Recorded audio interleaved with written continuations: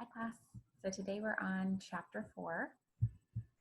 And so we're just gonna jump right into it here. Maybe talking about some of the benefits of play today and Erikson's next stage, as well as kind of some design for the classroom and how to think about that sort of setup.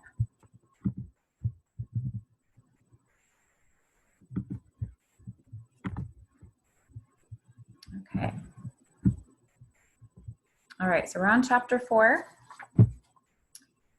And like I said, we're moving into the next stage of Erikson's psychosocial stages of development, which is the preschool to kindergarten stage. That's typically covering the range of 3 to 6 years old. And they're really working through a time that's called initiative versus guilt. And so, this is a time when children start to judge their own behavior. They have worked through autonomy, which was what was the second stage that we talked about last chapter.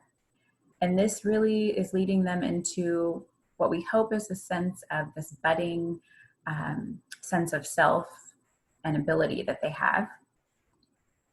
There's a general consensus of right and wrong. And that is kind of starting to emerge anyway. And their behavior really can reflect this at times, but also needs practice still, of course. Guilt, however, so that what I just described was more the initiative. If they start to feel more guilt, right? Guilt squashes initiative. And so there are times where guilt is brought on because of the way that usually adults react or perceive their actions. And so sometimes adults will go overboard and be really heavy-handed in their punishment or their accusations, maybe even threats or tormenting a child. Children growing up in a situation like that may develop an exaggerated sense of guilt, where they internally torture themselves over small little issues, trivial type offenses. And so really this presents a situation where us as adults have put unrealistic expectations on children. And that is a lot of times where we see children diverge from initiative into more of a guilt path. And this is where teachers can come in. Teachers that have this background in development can help parents see their children in a different light and reframe their children's behavior. And we talked about this in toddlerhood. We're going to talk about it now in this stage as well. So many times what we'll see in young children this age is this busyness, just constant busyness.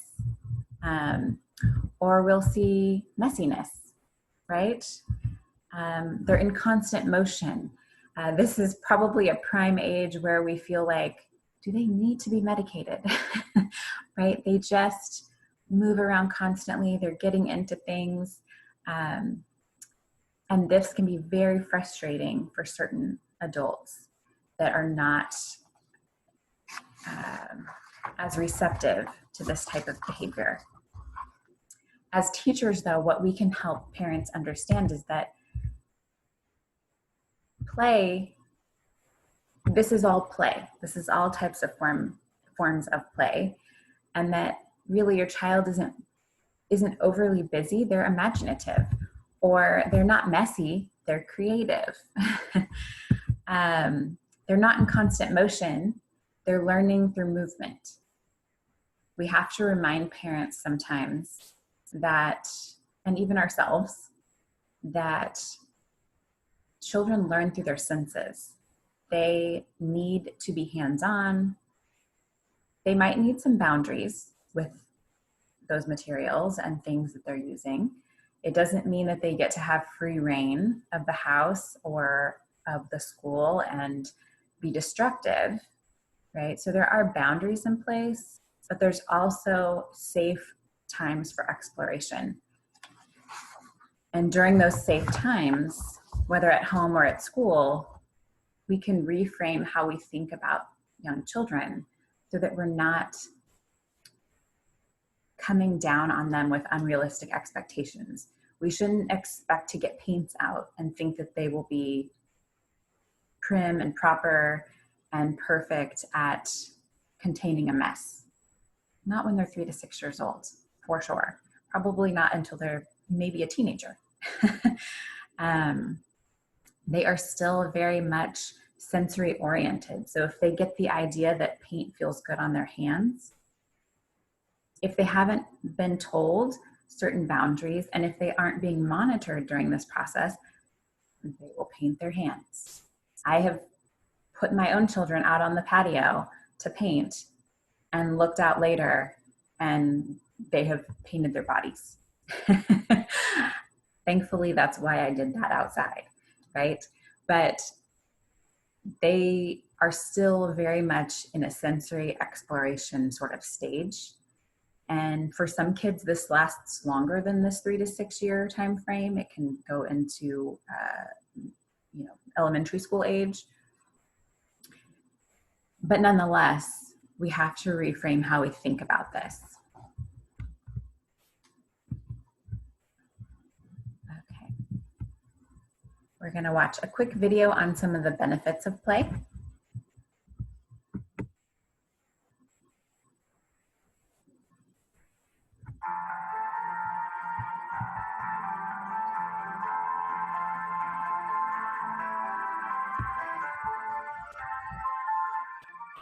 Research shows that active play is very important for children's social and emotional development. During active play, children form relationships with their peers, gain confidence in their abilities, and learn to express emotions. One thing that is important for children's emotional health is something researchers call mastery motivation. This is an internal desire to master new skills. Children with mastery motivation are driven to try new things, and they take pleasure and pride in their accomplishments. This desire to achieve becomes especially important when they start school. Teachers, parents, and other family members can do several things to support children's mastery motivation. First, children should be able to participate in activities that are enjoyable.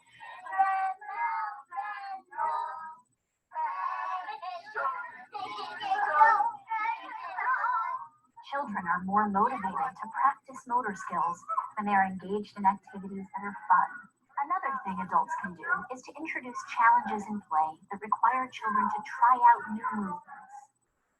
Figuring out how to solve a problem with their bodies gives children feelings of competence and self-control.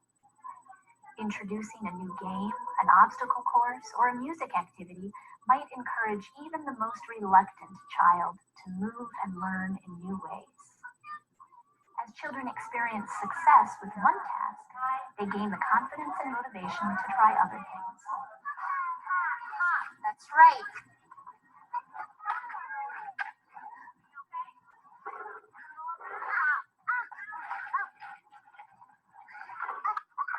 Research shows that giving children choices over how they move and play also builds their motivation to master new skills.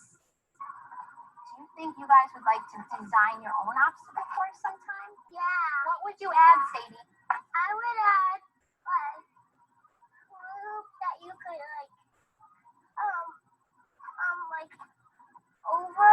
jump over them. Like I have a hula hoop here, and this is me, and I go. Do you think we can add that someday when we make our own obstacle course? And what would you like to add to an obstacle course, Alex? A tunnel? Something you crawl through or over or both? Another way that active play contributes to emotional health is by helping children develop self-regulation. When children learn to control their own body movements, they activate the same part of their brain that is used to control their emotional impulses. Adults can help children develop self-regulation by playing stop-and-go games. no more. We've been aware that no more. We've been aware that no more. We've been aware that children get on more play.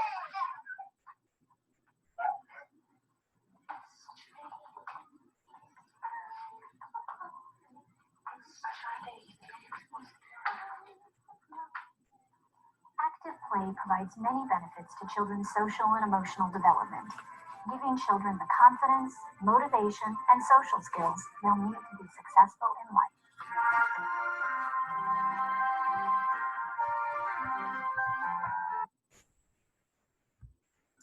Okay, so just to recap a little bit,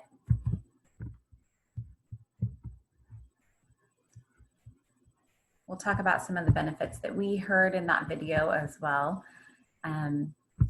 So one of the benefits of play, right, is to challenge to new mastery. So what that means is when children are playing, whether it's together or independently, they keep getting more opportunities to try to advance their skills.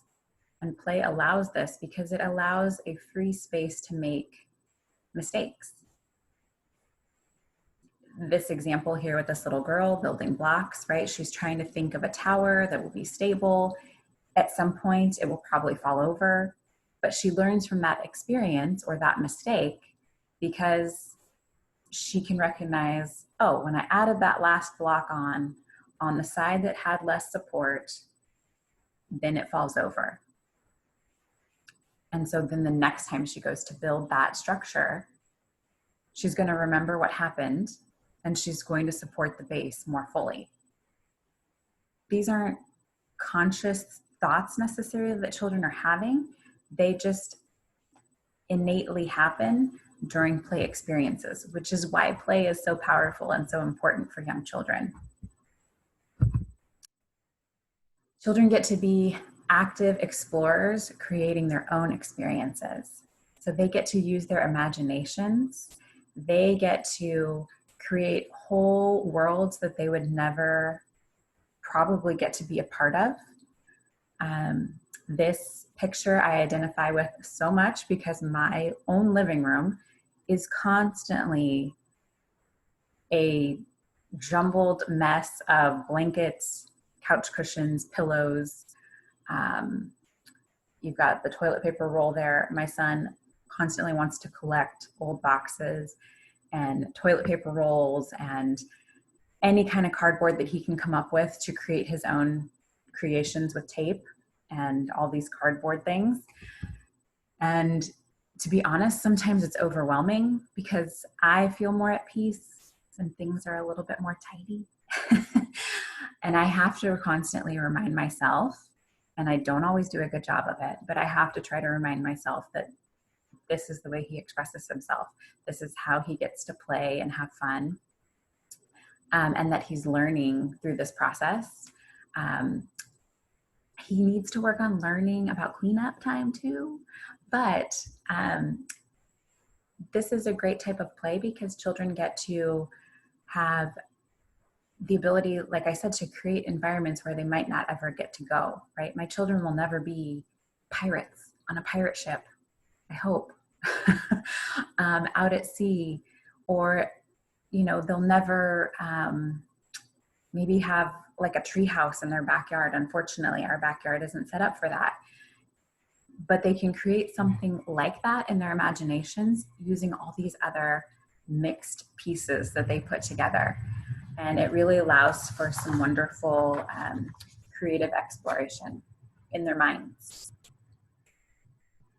And what I find, just to continue on this a little bit, what I find so amazing is how multiple children can be in the same imaginative headspace, right? So one child has an idea, starts making something, and the other child is able to just come right into that same creative space. Even though it's so unique to the initial child, they're able to join that play, and they feed off of each other's creativity, and it just really adds a wonderful element to their ability to be creative together. Children also get to work at problem solving. So when we talked about that first picture and the girl building the blocks, right? It can be frustrating. The problem solving can be frustrating because you just want things to work, right? We all want things to work, and we don't really like it when it takes multiple times to figure something out, right? If you've ever taken a math class, you just want to figure it out and you want to do it right the first time.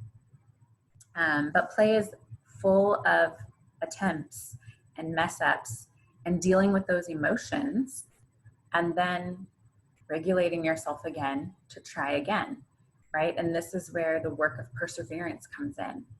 That, you know, we're not always naming these big concepts when we see children play, but that's what's happening. They're learning perseverance, they're learning problem solving skills, they're learning social and emotional skills that will set them up for life with other experiences. If they don't have a chance to work through some of these social skills and emotional feelings that they have during play, this is their chance to practice before there's bigger stakes involved. So as adults, we come across problems that create emotions in us all the time.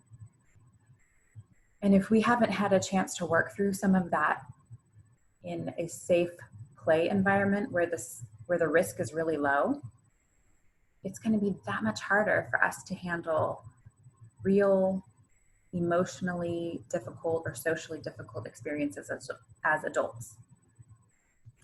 And so that's why play is so important.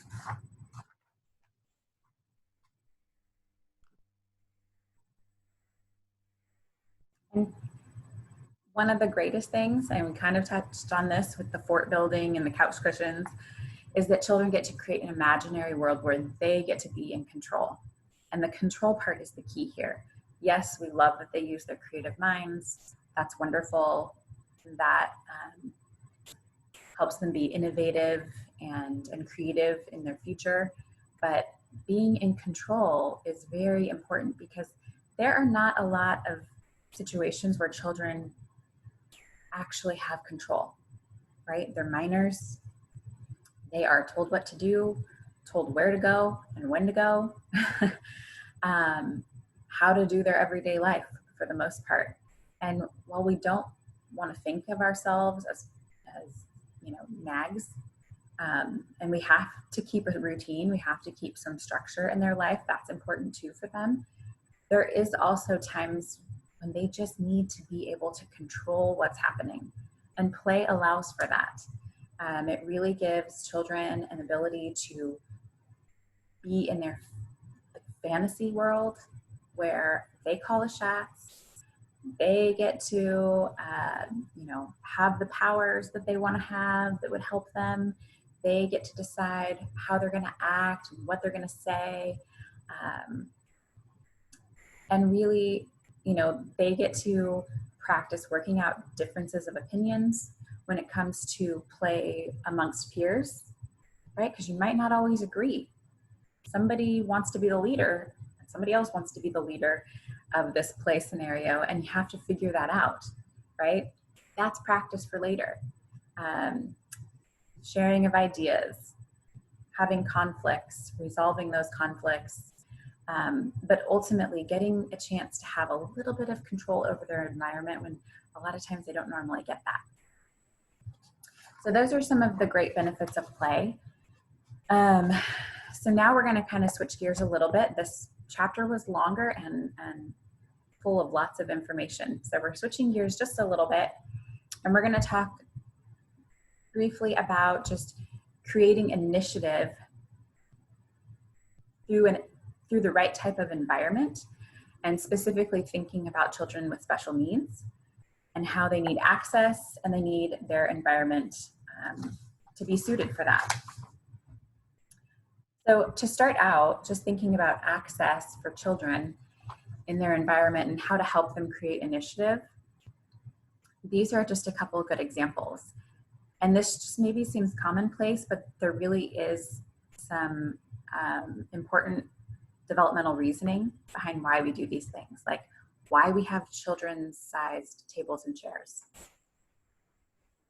children don't feel is in control over their environment when they have to sit in something that's made for adults. We've also got children, especially in the daycare preschool stages, that can't read yet. So if we label everything with words, we're not giving them access to have initiative. And essentially that means we want them to be able to clean up. We want them to be able to be helpers.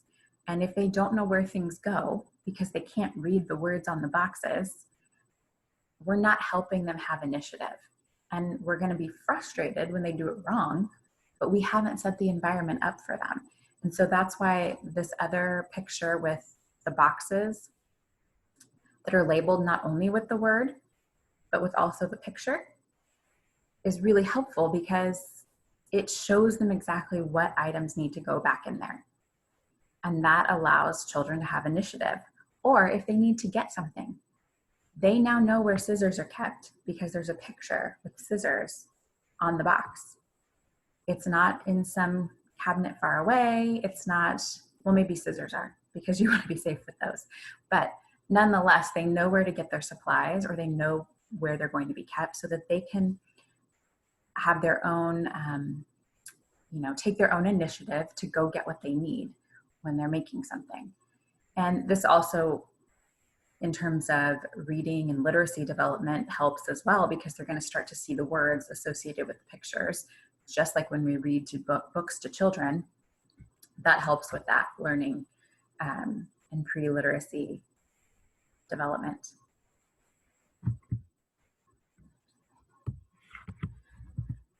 Okay, next picture.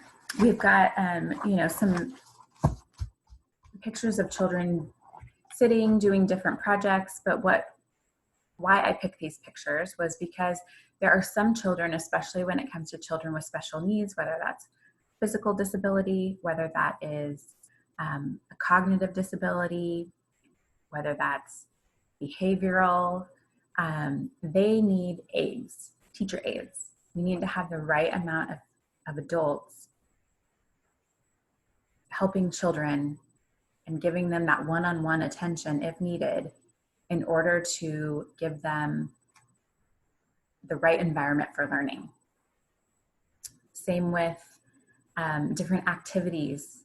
So we've got, in the second picture, we've got two children that are doing different activities, but they're at the same level, right? So clearly one might be a little bit more advanced than the other, just based on what they're doing, right? One is using sort of an electronic kind of board, it looks like. The other is using a marker and paper, and he's making very big scribbles. So we can see that, his writing and his drawing skills are underdeveloped. But both children, even though they're at different developmental levels, are able to sit in the same space, use the same kind of fine motor skills. So they're working on learning those skills at the same level.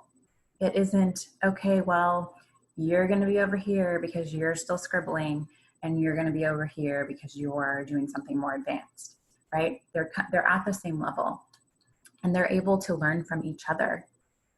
So whether it's, the one that's scribbling, learning how to hold the pen in a better position because he gets to watch somebody with more advanced skills, or maybe it's the other little boy getting to help him, and he learns by teaching. All of these scenarios and setups allow for children to have more initiative, to have access to learning opportunities that they wouldn't normally have if there weren't the right teacher ratios or the environment setup was different. Same for specifically physical disabilities.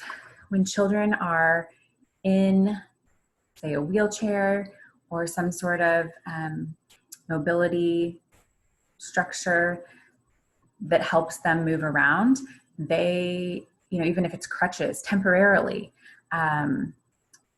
they need the space to move, just like children that are using their legs.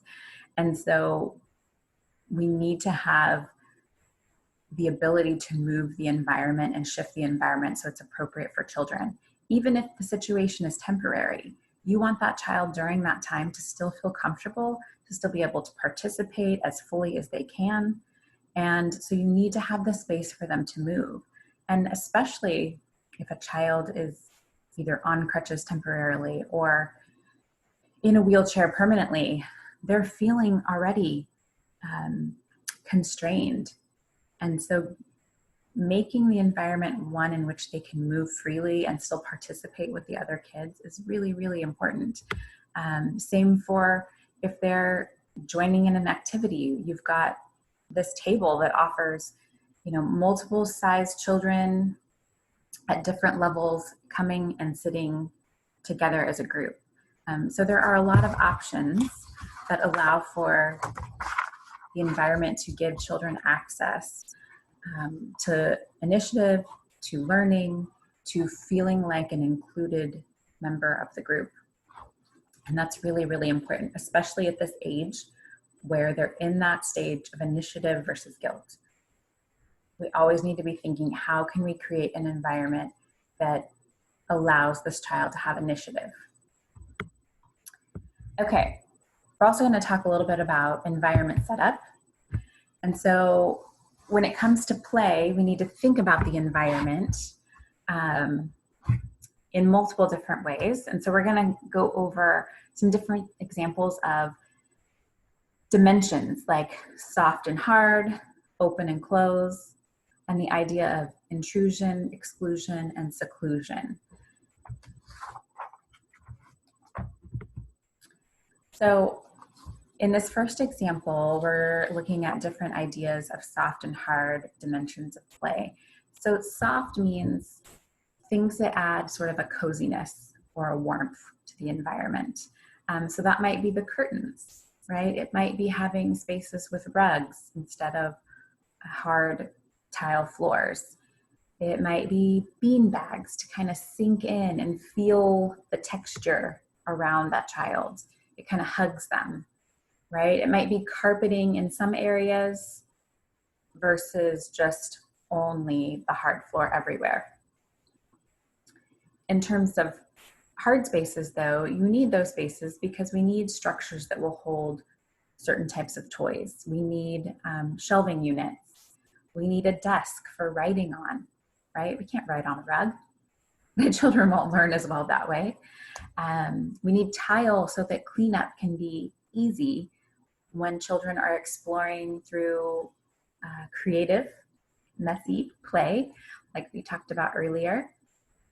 And so we need those types of surfaces as well, but there needs to be a balance. If you have only hard surfaces, it's going to feel like a very sterile, uncozy environment. But if you only have the soft environment, it makes it very hard to clean up. It makes, it doesn't give children the access to the types of play that we would want them to have that might be more messy and things like that. Another type of dimension of play is either opened or closed. And so the idea of open play is the children can just make anything they want out of it, right? Their imagination is the only thing that really limits them. So when that comes to blocks, right, they can build whatever. They could build a castle. They could build a wall that they knock down, a tower. They could make a game out of it, like Jenga. They could make a racetrack, right? It can be used flat. It can be built up. It can be built out. There's so many different ways you can use blocks. And it's not just a one way. Dolls are the same way. You can take care of them. You can make them your alien creatures that you've captured in your new planet that you're exploring. You could play school, and there's just so many options for those types of play. Finger paint, water play, these are all things that allow full, open, creative expression. Closed, on the other hand, are things that are really trying to work at honing a specific skill. So those might be things like puzzles, right? Figuring out which piece goes next and how it fits together. If you're going to make the fire truck, you can't put other pieces from other puzzles in there, right? It's closed off. It will only make a fire truck with those exact pieces. Same with stacking rings. It will only go on the tube properly if they're stacked in the right order. Board games, they have really set rules of how to play, how to take turns, and how to win the game, right? That's a very closed off form of play. Both are important, right? We want children to learn how to follow rules. We want them to be able to make a puzzle and learn how certain things, certain shapes fit together. But we also want them to have time for creative expression and free play. Everything needs balance. Hard and soft environment dimensions need balance. Open and closed need balance. And you're gonna have some kids, which this is where the individuality comes into it, where they will gravitate towards one type of play more often. They're going to be fixated on puzzles and they want to do every single puzzle until they figure out how all of them work really easily. Or another kid that just always plays with the blocks. And that's fine, especially during the free play time. That is their choice. Again, that goes back to the idea of play allowing for control. They get to decide what they want to play with during those free play times. And then the last area of dimension is really what we're talking about when we talk about inclusion, exclusion, and seclusion, right? So this type of area that I'm showing right now is really an area that allows for intrusion. And that means we've got a setup where there's going to be things passing by that window that they're going to see that might distract them. There is a table here, right, with one side that allows for people walking by to kind of stop and observe or maybe even comment about what's happening at the table, right? So there is opportunities for intrusion. This setup here has some good examples of exclusion. So this is where the classroom design provides opportunity to move away from the group and find some quiet areas of play. Maybe you don't want to be right in the middle of the blocks that have made a massive race car track all over the carpet here, and you've got loud dinosaurs coming in and crashing. Maybe you're a child that's feeling like you just need some quiet, right? You don't necessarily want to be away from everybody completely, but you just want to do something quiet for a little while. And so this room is divided up nicely where it has a space where they can come over here and maybe look at, I don't know, I'm assuming it's like a science table that might have some magnifying glasses and some things in these containers where they can sit and look and inspect and kind of do something that's more focused. Or maybe they're going to come over here into the little book area and they're going to sit on a beanbag where they feel more kind of cozy and snug, and they get to just focus on the book and the pictures or reading. They're not completely away from the play. So if they want to jump back in, they have that easy opportunity, but they get a little section to be more quiet. And then lastly, the idea of seclusion. This is where there are certain small spaces designed in a play area that really allow for a child to just get away for some alone time. So these are usually single-use areas where there's not really room for more than one kid. So this might be this little loft here. You've got one seat here, just a couple of books for one child to pick from, or this tree that's been built where a child can go in and just sit, but there's not room for others, right? Same with the little boat or this boat bus. One child kind of fits and they get that single use kind of small space that they're needing because they just need to be away from everybody else. And we need to allow children the opportunity to have the initiative to decide what kind of stimulation they need each day. So do they need big group play? Or are they feeling more quiet and they want to just be close to the action and observe, but also have their own space?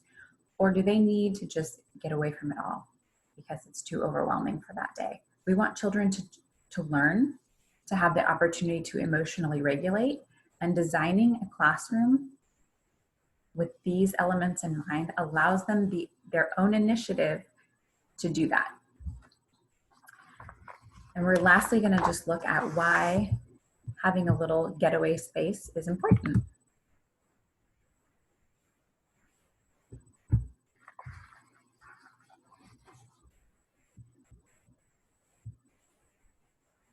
Research shows that all children, but particularly children with special needs, will engage in more positive behavior in the classroom if they're able to get away now and then and be on their own. So there needs to be some kind of private space in every classroom for children to escape active classroom life. Now, I need to point out, we're not talking here about the timeout area. We're talking about a pleasant, cozy, comfortable space. A soft space, maybe with some pillows, maybe some stuffed animals or books to look at. A cozy space for children to get away. And then caregivers can watch, and when they see that children are showing signs of stress, when they see that children are becoming a little bit aggressive, when they see that children are growing tired, maybe at the end of the day, they can invite them to take a break in these warm, comfortable spaces. One researcher found that the most soothing kind of getaway space to create is one where children really do feel completely alone, where they feel like they're really separated from the rest of the class, but where there's a space that allows them to peek out into the rest of the classroom so that they can kind of stay in touch with what everybody in the classroom is doing.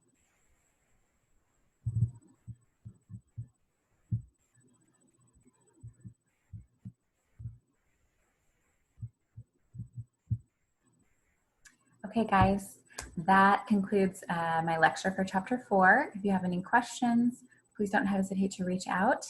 And I'll be seeing you hopefully soon on Zoom. Thanks.